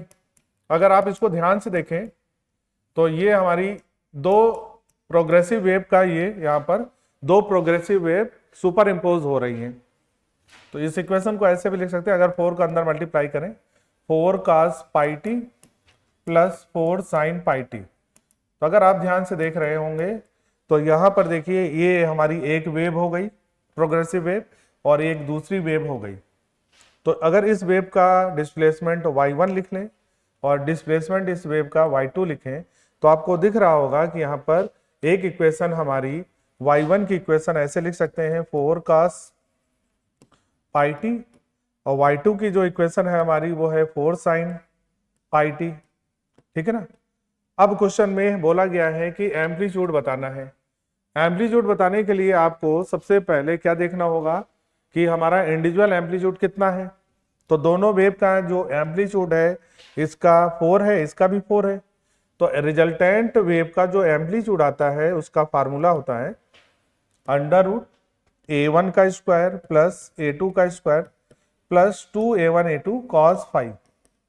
तो यहां पर जैसे वेक्टर में हम लोग निकालते थे रिजल्टेंट, वैसे ही एम्पलीट्यूड भी निकाला जाता है। तो एम्पलीट्यूड निकालने के लिए a1 का वैल्यू तो हम लोग 4 रखेंगे, a2 का भी वैल्यू 4 रखेंगे, लेकिन यहां पर फाई हमें नहीं मालूम है।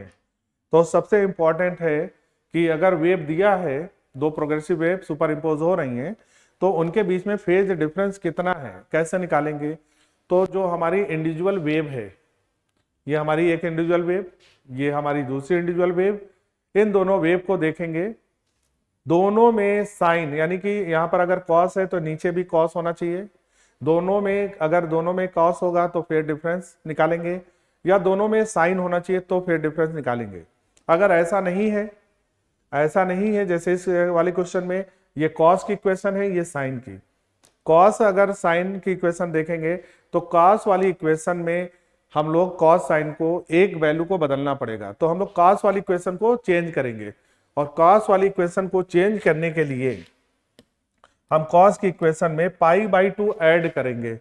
तो यहां पर 4 ऐसे रहने दो, कॉस की इक्वेशन को साइन में बदलना है तो साइन लिख दो, पाई टी लिख दो प्लस पाई बाई 2 ऐड करेंगे तो कॉस वाली इक्वेशन को साइन में बदलने के लिए कॉस की इक्वेशन में प्लस पाई बाई 2 कर देंगे तो ये कॉस हो गया, साइन में बदल गया। अब ये वाली इक्वेशन साइन में आ गई, दूसरी इक्वेशन भी साइन हो गई। अब इन दोनों के बीच का फेज डिफरेंस देखेंगे। फेज डिफरेंस क्या होता है, ये वाला हमारा फाई 1 मान लिया, इस वाले को फाई 2 मान लिया, इन दोनों के बीच में फेज डिफरेंस देखेंगे तो फाई 2 माइनस फाई 1 कर दें तो फाई 2 हो गया pi T plus pi by 2 minus pi T, तो पाई टी से पाई टी कट गया, बचेगा पाई बाई 2। यानी जो हमारे पास फेज डिफरेंस है वो पाई बाई 2 है।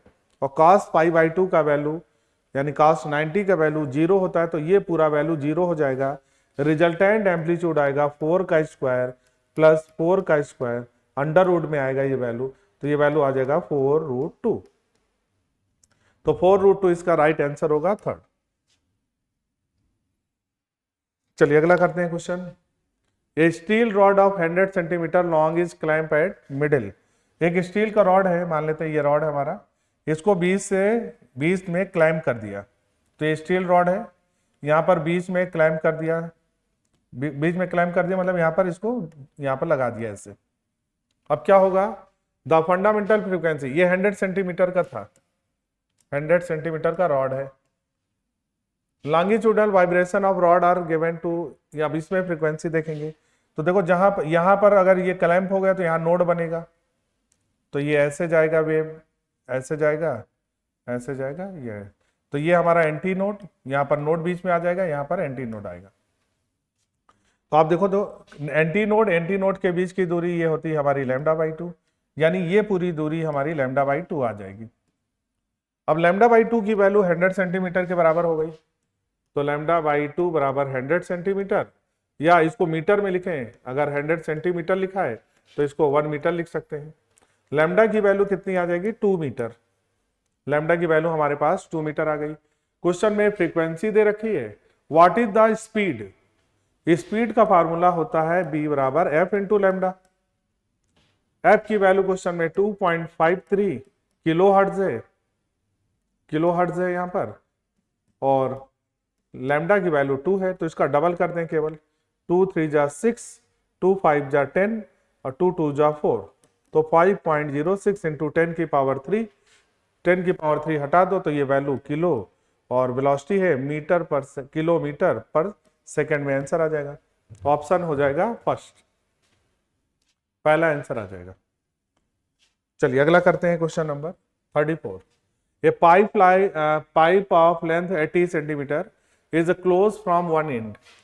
क्लोज फ्रॉम वन एंड का मतलब हुआ close organ pipe, close one end से होगा, और इसका लेंथ दे रखा है 85 सेंटीमीटर, तो ये हमारी जो हो गई क्लोज आर्गन पाइप हो गया। और ये जो एंटी नोड यहाँ बनेगा, यहाँ पर क्या बनेगा, वे वैसे होगा तो ये नोड बनेगा, लैम्डा बाई 4 होगा। क्वेश्चन में बताना है find the number of possible natural oscillation. आपको मालूम है close organ pipe, close organ pipe जो है वो केवल ऑड हार्मोनिक्स देता है, तो इसकी फंडामेंटल पहले हम लोग फ्रीक्वेंसी निकालेंगे। तो क्लोज आर्गन पाइप की fundamental frequency v by 4L होता है। क्वेश्चन में v की वैल्यू दे रखा है 344 इंटू एल का वैल्यू क्वेश्चन में 85 सेंटीमीटर है, 10 की पावर -2 करेंगे तो मीटर में आएगा, 4 से इसको काटेंगे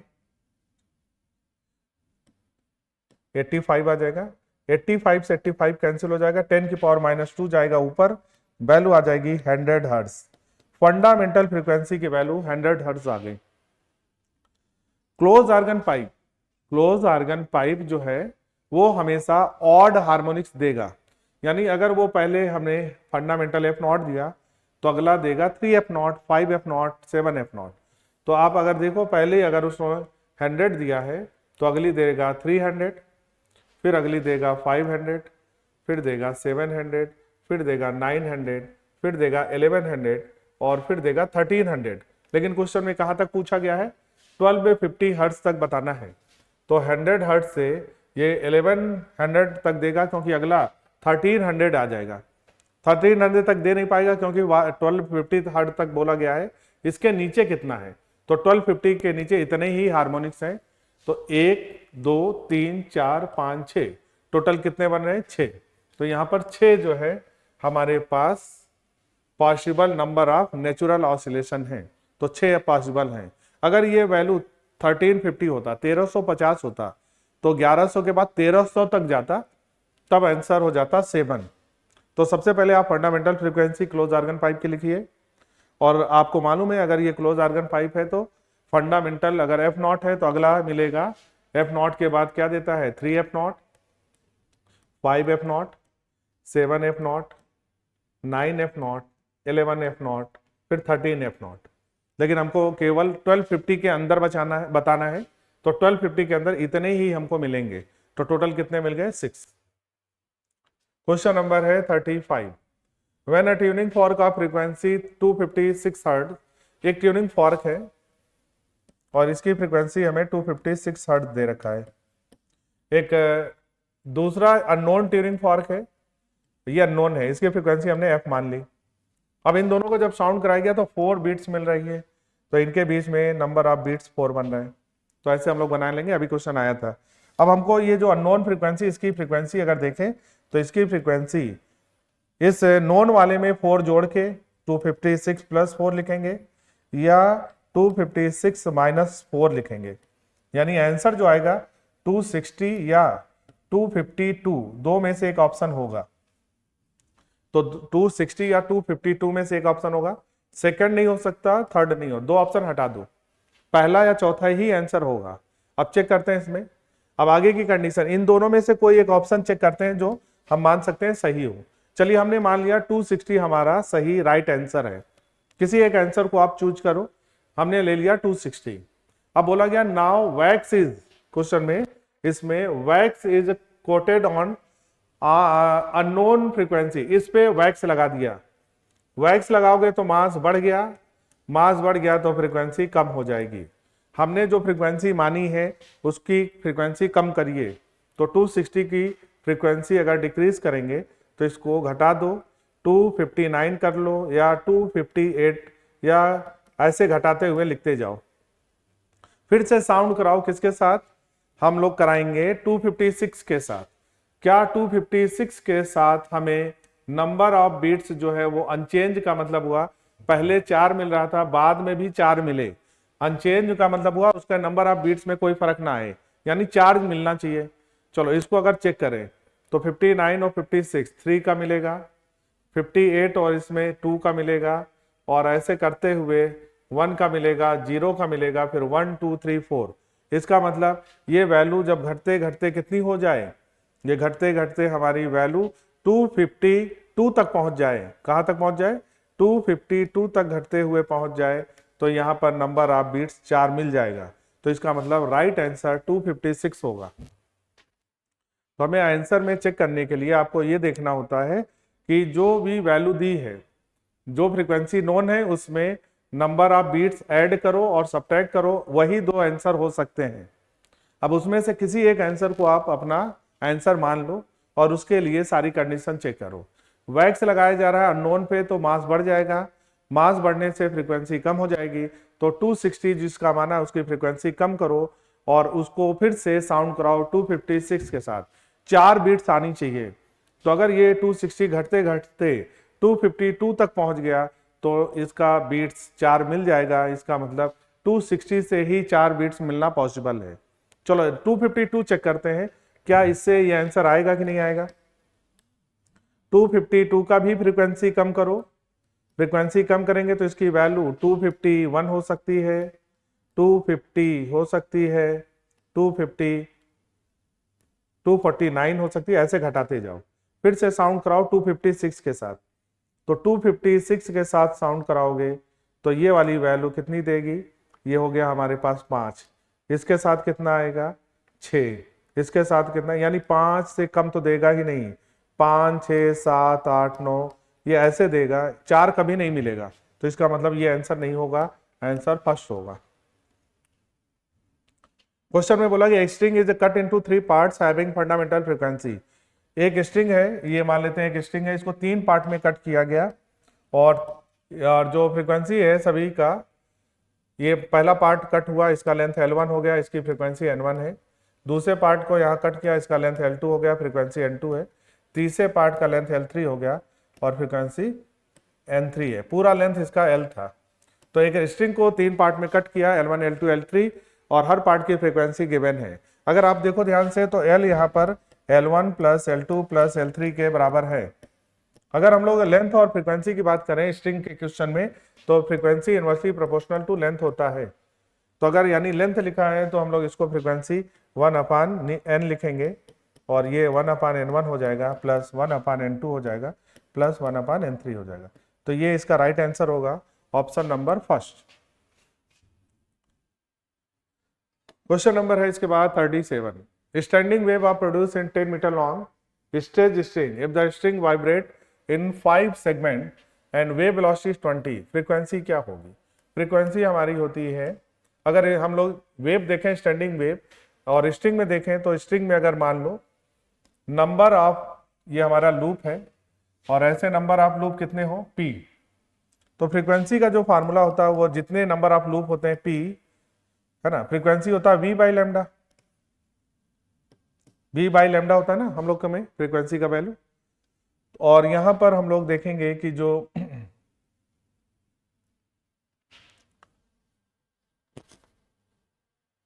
हाँ कितने हमारे पास, हाँ कि यहां पर कितने लूप बन रहे हैं, तो ये क्वेश्चन में लूप या सेगमेंट दिया हो तो फार्मूला हो जाएगा पी वी बाई लैम्डा।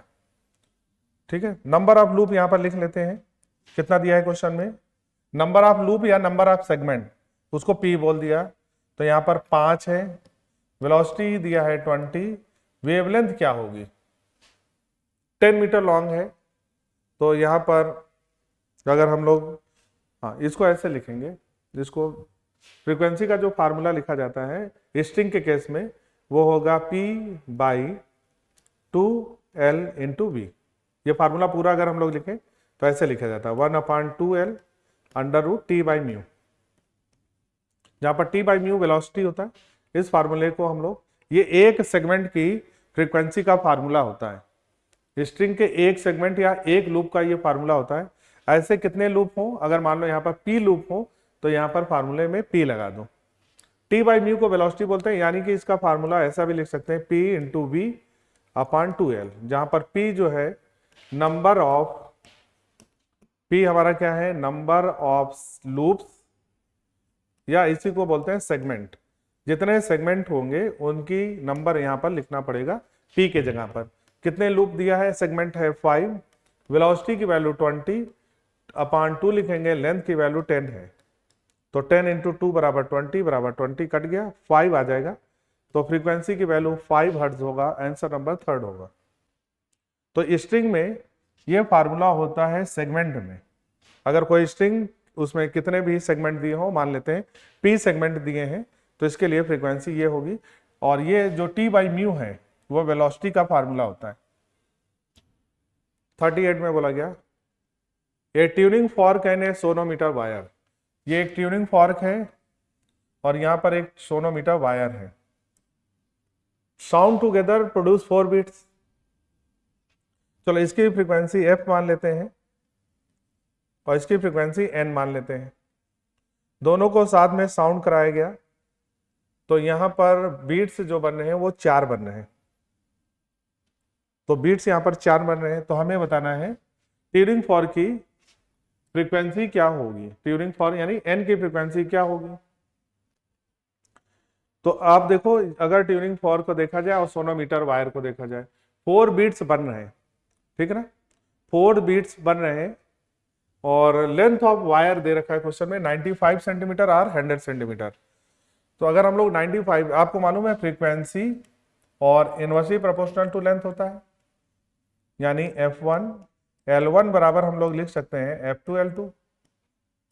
अगर मान लो हम लोग लेंगे, लेंथ लिया 95, तो ये फ्रीक्वेंसी F1 को लिख सकते हैं यहां से, अगर लेंथ कम होगी तो फ्रीक्वेंसी ज्यादा होगा, तो अगर इसको इसकी फ्रीक्वेंसी देखें तो यहां पर n फ्रीक्वेंसी ज्यादा होने का मतलब होगा n प्लस 4 लिखेंगे, और लेंथ कितना ले लेंगे 95, F2 के लिए हम लोग क्या लिखेंगे, F2 का मतलब हुआ जब लेंथ हम लोग ज्यादा लेंगे तो फ्रीक्वेंसी कम हो जाएगी, तो फ्रीक्वेंसी कम हो जाएगी मतलब इसको n-4 कर देंगे और ये वैल्यू हमारी 100 हो जाएगी।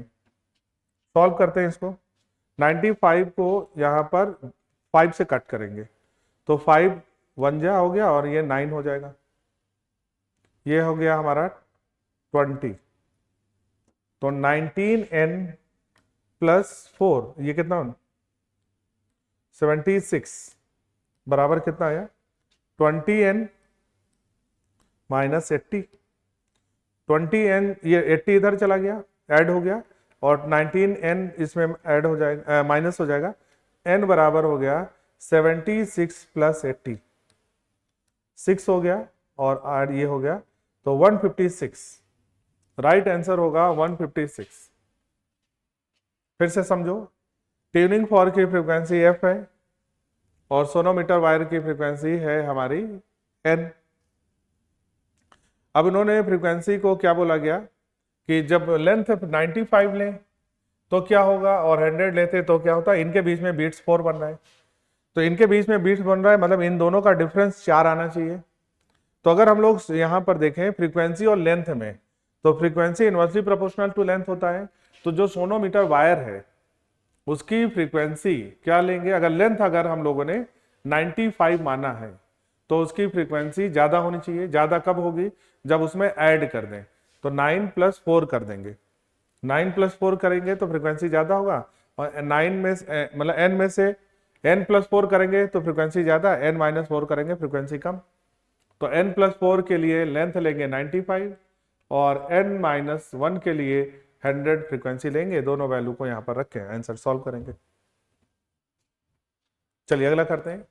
द इक्वेशन यहां पर दे रखा है क्वेश्चन में, separation between two adjacent node, node के बीच की दूरी क्या होगी, तो नोड और नोड के बीच की दूरी λ/2 होती है। तो क्वेश्चन में λ/2 की वैल्यू निकालना है। फिर से वही क्वेश्चन है, λ/2 की वैल्यू निकालने के लिए आपको k का वैल्यू चाहिए। यहां पर k इक्वेशन में कितना दे रखा है, x का कोफिशियंट, तो π/3 यहां पर k की वैल्यू है, तो π/3 k की वैल्यू है, k की जगह 2π/λ लिखेंगे बराबर π/3, पाई से पाई कट गया, लैम्डा बराबर आ गया 6, लेकिन हमको λ/2 चाहिए, तो λ/2 की वैल्यू क्या आ जाएगी 6/2 यानी 3 सेंटीमीटर। सेकंड ऑप्शन होगा। 2 masses 6 and 2 unit are position यहां पर दे रखा है, deduce the position of centre of मास, तो सेंटर ऑफ मास की पोजीशन का फार्मूला RCM बराबर m1r1 plus m2r2 plus divided by m1 plus m2 होता है। RCM की वैल्यू निकालने जा रहे हैं। m1 की वैल्यू क्वेश्चन में 6 है और उसका पोजीशन वेक्टर क्वेश्चन में 6i - 7j है, 6i - 7j है। m2 की वैल्यू क्वेश्चन में दे रखी है कहा 2 और इसका पोजीशन वेक्टर है 2i + 5j - 8k। डिवाइड करेंगे टोटल मास 6 + 2 यानी 8 से, सॉल्व करेंगे 36i 42j plus 4i plus 10j minus का 16k, डिवाइड करेंगे 8 से, सॉल्व करेंगे तो 36i और 4i मिलके हो गया 40i। तो हमारे पास जो वैल्यू यहाँ पर आएगी, यहाँ से देखें इसको सॉल्व करेंगे तो ये वैल्यू हमारी कितनी आ गई 40i हो गया। j को देखो 10j है, ये 42 है, माइनस का 32j हो जाएगा और माइनस का 16k हो जाएगा। डिवाइड करेंगे 8 से, पूरी इक्वेशन को 8 से डिवाइड करेंगे तो 8 5 जा तो ये 5i आ जाएगा, ये 4j आ जाएगा और ये 2k आ जाएगा। तो right answer 5i - 4j - 2k, 5i - 4j - 2k, option number 4 होगा। अगला question, angular momentum, angular momentum हमारी कौन से वेक्टर होगा, एक्सियल वेक्टर।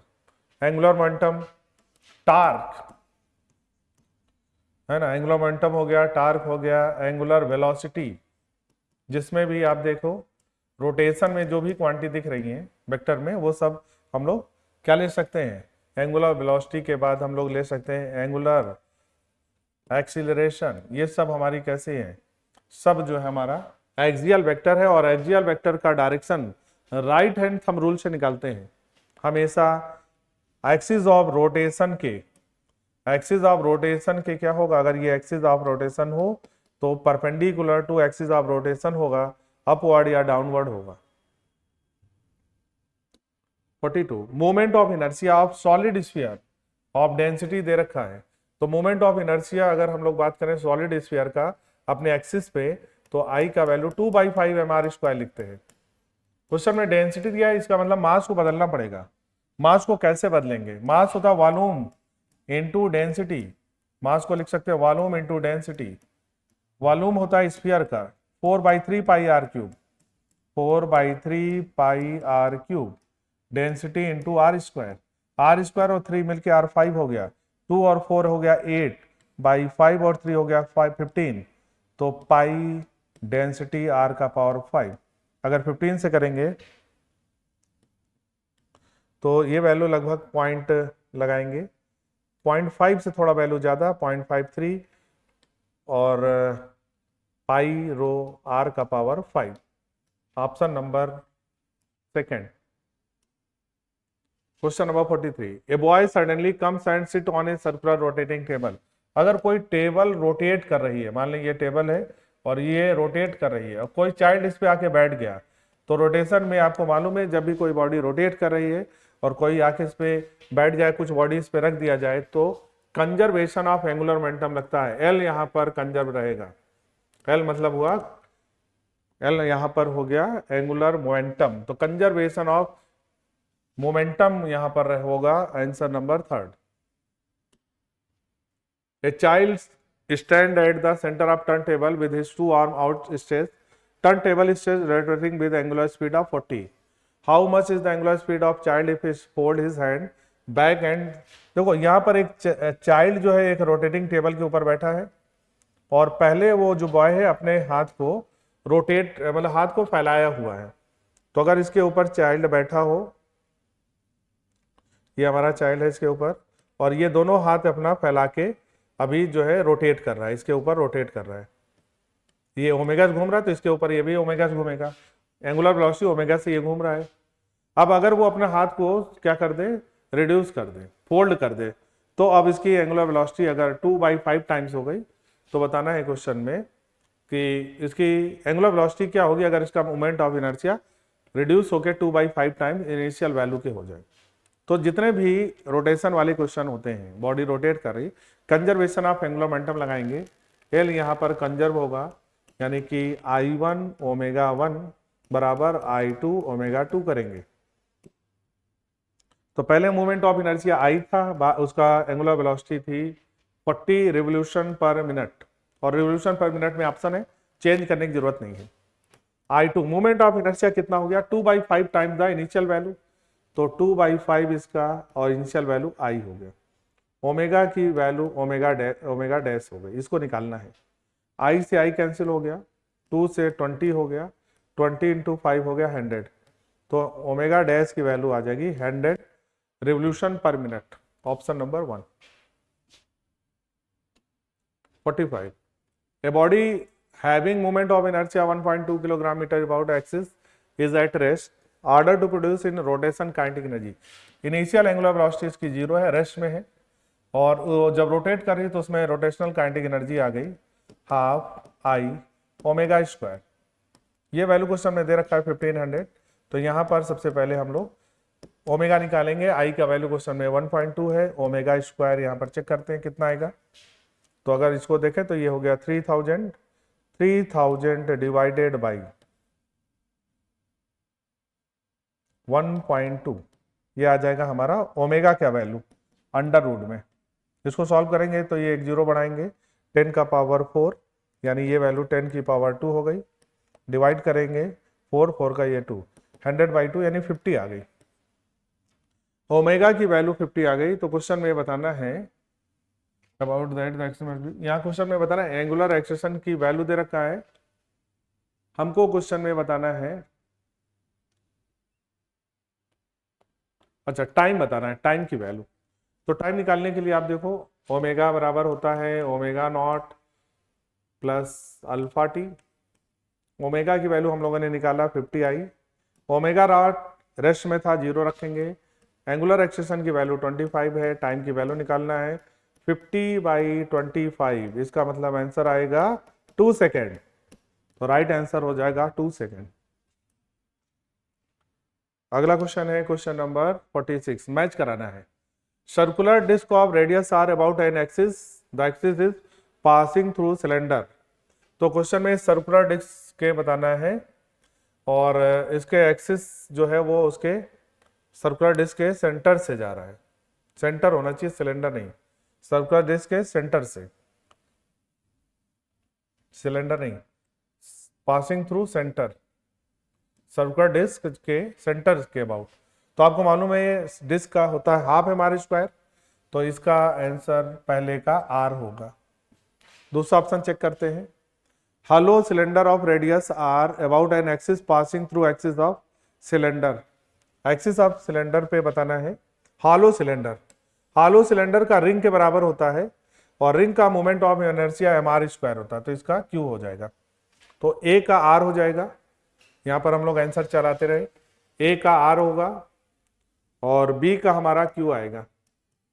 चलो अगला आंसर चेक करते हैं। Moment of inertia of solid cylinder का डिस्क के बराबर होता है। सॉलिड सिलेंडर का डिस्क के बराबर होता है half M R square. Half M R square हमारा यही दिया है, यानी सी का जो वैल्यू आएगा वो आर आएगा। सी का वैल्यू आर के बराबर आएगा। Solid sphere of radius R about axis passing through its diameter, तो डायमीटर के अबाउट हमारा 2/5 एम आर स्क्वायर होता है। तो डी का वैल्यू भी हमारा एस आएगा। चेक करते हैं किस ऑप्शन में ये वैल्यू ऐसा दे रखा है। तो ए का आर होना चाहिए, बी का क्यू होना चाहिए, सी का आर होना चाहिए, सी का आर होना चाहिए, डी का एस होना चाहिए। तो ये ऑप्शन हमारा मैच कर रहा है ऑप्शन नंबर 4, ए का आर, बी का क्यू, सी का आर, डी का एस। ठीक है, तो आंसर नंबर 4 आ जाएगा। Question number 47, 3 masses place on the x axis. 3 मास को एक्स एक्सिस पे रख दिया गया। जो हमारा 300 ग्राम है वो ओरिजिन पे है, ये ओरिजिन हो गया। 500 ग्राम यहाँ पर रखा गया है एट, ये वैल्यू है हमारा 40 सेंटीमीटर, और 400 ग्राम रखा गया है हमारा, 400 ग्राम रखा है 70 सेंटीमीटर पे एक्स एक्सिस से। तो सेंटर ऑफ मास इस एक्सिस के अबाउट निकालना है, ओ के अबाउट। तो ओ के अबाउट निकालेंगे तो एक्स एम बराबर हो गया m1x1 plus m2x2 plus m3x3, divide करेंगे इसमें टोटल मास से। टोटल मास m1 की वैल्यू रखते हैं। m1 कहाँ पे है हमारा, ओरिजिन पे है, तो इसका मोमेंट ऑफ इनर्शिया 0 आ जाएगा। m2 की वैल्यू 500 है और दूरी है 40। m3 की वैल्यू 400 है और डिस्टेंस है 70। डिवाइड करेंगे टोटल मास 300, 500, 400, तो ये 8 + 4 1200 सेंटीमीटर, ये वाला ये वैल्यू आ जाएगा। ठीक है, अगर इसको सॉल्व करें तो 2 जीरो सारे कट जाएंगे कॉमन होके, तो ये काट देंगे। 5 × 40, 5 × 40 ये हो गया हमारे पास 200, और 4 × 70 280 हो गया। डिवाइड करेंगे 12 से, तो ये वैल्यू आ गया हमारे पास 480 डिवाइडेड बाई 12,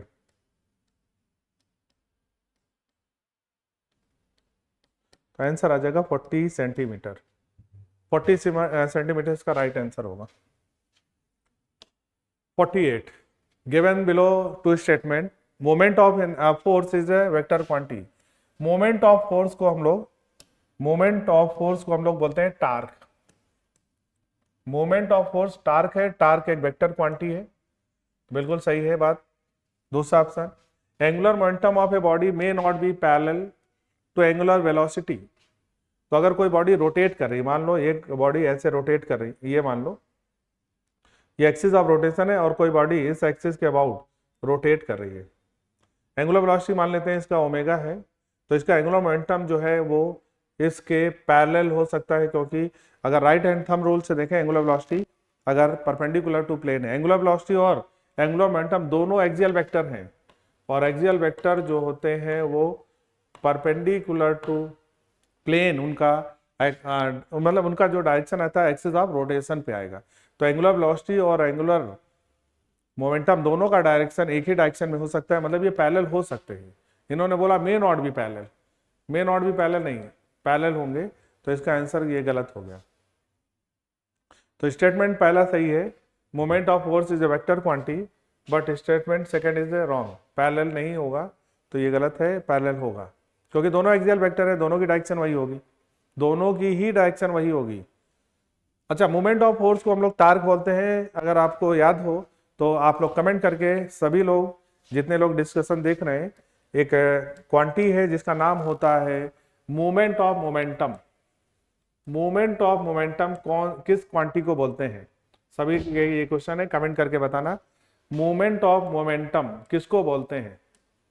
तो आप लोग अगर डिस्कशन देखेंगे तो इसका आंसर सभी लोग कमेंट में जरूर करना। मोमेंट ऑफ मोमेंटम को हम लोग किस फिजिकल क्वांटिटी का ये दूसरा नाम है, मोमेंट ऑफ मोमेंटम। जैसे मोमेंट ऑफ फोर्स टार का दूसरा नाम है, तो मोमेंट ऑफ मोमेंटम किस क्वांटिटी का दूसरा नाम है? तो ये क्वेश्चन आपके लिए है। चलिए अगला क्वेश्चन करते हैं, question number 49। Transverse and longitudinal waves travel with different speed in the same medium. बिल्कुल सही है, एक मीडियम में ट्रांसवर्स वेव और लॉन्गिट्यूडिनल दोनों वेव चल सकती हैं और दोनों का डिफरेंट स्पीड होगा, बिल्कुल बात सही है। तो ये स्टेटमेंट करेक्ट है, ट्रांसवर्स वेव और लॉन्गिट्यूडिनल वेव डिफरेंट स्पीड से एक ही मीडियम में चल सकती है। जैसे कि मान लो साउंड है, तो साउंड जो है एयर में अगर हम लोग मतलब अभी समय जैसे देख रहे हैं, तो साउंड की स्पीड अलग आएगी, और ट्रांसवर्स वेव मतलब यहाँ पर अगर हम लोग कोई और जैसे स्ट्रिंग में देखें तो उसकी वेव की वेलोसिटी अलग आएगी। तो दोनों वेव चल सकती हैं और उनकी वेलोसिटी की वैल्यू या इनकी स्पीड अलग अलग हो सकती है। सही है। Wave in the ocean, ocean मतलब समुद्र, यानी पानी में जो वेव होती है, आपको मालूम है इसमें लॉन्गिट्यूडिनल भी होती है, ऊपर वाले पार्ट में ट्रांसवर्स होती है और नीचे वाले पार्ट में लॉन्गिट्यूडिनल होती है। ट्रांसफर लॉन्गिट्यूडिनल दोनों होती है। तो इन्होंने बोला are combination of both longitudinal and matter, matter नहीं, मैटर की जगह पर क्या होना चाहिए, लॉन्गिट्यूडिनल एंड ट्रांसवर्स होना चाहिए। तो मैटर वेव ये नहीं, यहाँ पर होना चाहिए ट्रांसवर्स वेव, दोनों का कॉम्बिनेशन है। तो पहला स्टेटमेंट सही है, दूसरा गलत है, आंसर सेकंड जाएगा। ठीक है ना। चलिए क्वेश्चन नंबर 50 को देखते हैं। Consider a uniform square plate of side A and mass M. चलिए एक प्लेट बनाते हैं, जिसका एक इस प्लेट बनाते हैं, ये हमारा एक प्लेट है और इस प्लेट का मोमेंट ऑफ इनर्शिया क्वेश्चन में गिवन है। साइड है इसका, थोड़ा फिगर अच्छे से बना ले।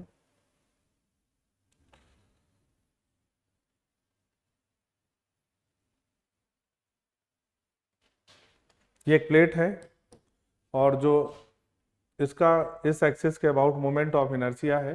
प्लेट का मोमेंट ऑफ इनर्शिया एक्सिस के अबाउट क्या होता है, अगर यहाँ पर हम लोग देखें तो ये वैल्यू आती है प्लेट में 1/6, मास m है और साइड a है, तो m a स्क्वायर का, चलो इसका मास कितना दे रखा है, स्मॉल m, तो इसको स्मॉल m कर देंगे, m a स्क्वायर होता है। क्वेश्चन में पूछा है axis perpendicular its to plane and passing through one of its corner, किसी एक कॉर्नर के परपेंडिकुलर यहां से पास हो, ऐसे मतलब जो एक्सिस पास होगा, अगर हम लोग इसके ऊपर पेन रख दें तो एक्सिस इसके परपेंडिकुलर पार होना चाहिए। तो एक्सिस अगर पार करना है तो इसको डॉट कर रहे हैं, परपेंडिकुलर टू प्लेन, इस एक्सिस के अबाउट क्या होगा, पैरेलल एक्सिस थ्योरम लगाएंगे और पैरेलल एक्सिस थ्योरम इस एक्सिस के परपेंडिकुलर में आईसीएम का वैल्यू लिखेंगे, प्लस यहां से इस एक्सिस से ये दूरी का स्क्वायर इसमें ऐड करेंगे। पूरी दूरी अगर देखें स्क्वायर में ये a√2 होगा, आधा करेंगे तो a/√2 हो जाएगा। तो इस एक्सिस के अबाउट निकालना है तो इस एक्सिस के अबाउट निकालेंगे, आईसीएम का वैल्यू लिखेंगे प्लस m और दूरी का स्क्वायर लिखेंगे, a/√2 का स्क्वायर लिखेंगे। आईसीएम का वैल्यू बताया 1/6 ma स्क्वायर होता है, प्लस ma स्क्वायर करेंगे तो ये वैल्यू ma²/2 आ गई। एलसीएम यहाँ पर लेंगे 6, तो वैल्यू आ गया ma square plus 3ma square, 4ma²/6, 2ma²/3,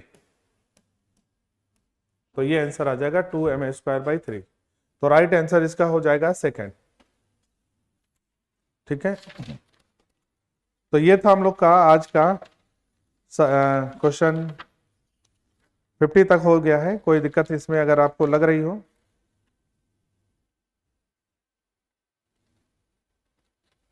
अगर आपको इसमें सोल्यूशन में कोई प्रॉब्लम दिख रहा हो, कमेंट जरूर करना। जो क्वेश्चन पूछा गया है उसका आंसर आप लोग जरूर करना। तो उम्मीद है आपको ये डिस्कशन अच्छा लगा होगा, पेपर आपको अच्छा लगा होगा और आपने जरूर इस पेपर से कुछ ना कुछ जरूर सीखा है।